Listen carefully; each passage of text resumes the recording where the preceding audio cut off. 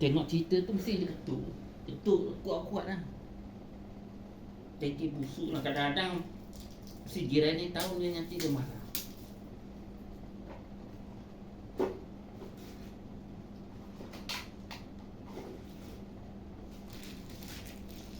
Kadang-kadang jiran tahu, nanti dia marah.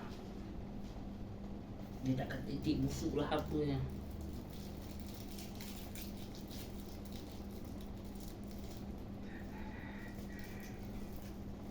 Emboh tetek busuk lah.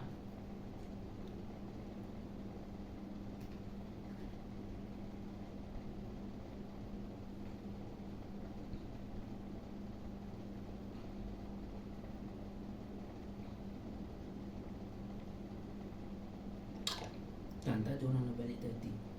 Bila pasti emboh.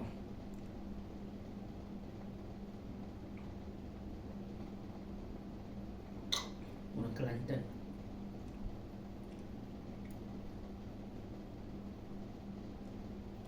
Selangor dia tak ada.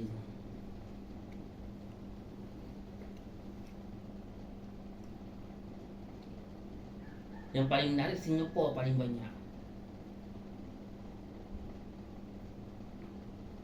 Ini ada 100 cerita tak silap, 100 atau 1000 cerita dalam tu, dalam YouTube. Jangan ni. Casey lah, Casey kan dia ada baca. Paling banyak Singapura, paling banyak Singapura, Johor, itu je. Ya, Singapura, Johor, Kelantan. Singapura tempatnya aku rasa menarik, tapi seram. Kalau pergi pun takut. Kalau pergi kena iman kena tinggi lah. Iman kena tinggi kan. Tak boleh rendah. Tak boleh tak ada iman. Kalau tak ada iman habislah. Dia ikut balik habislah.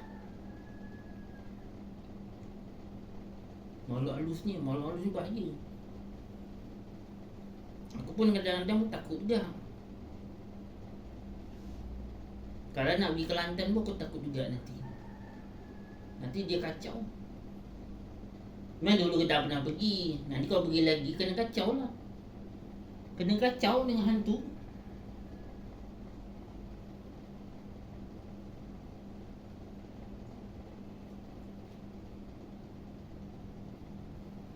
Kita iman tak kuat, tak payah pergi lah.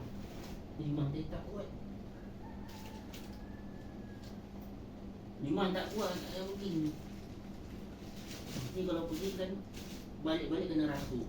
Dah susah nanti.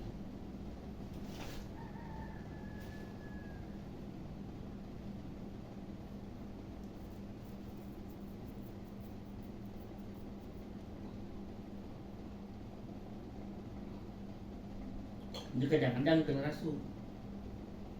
Kadang-kadang nak kena rasuk.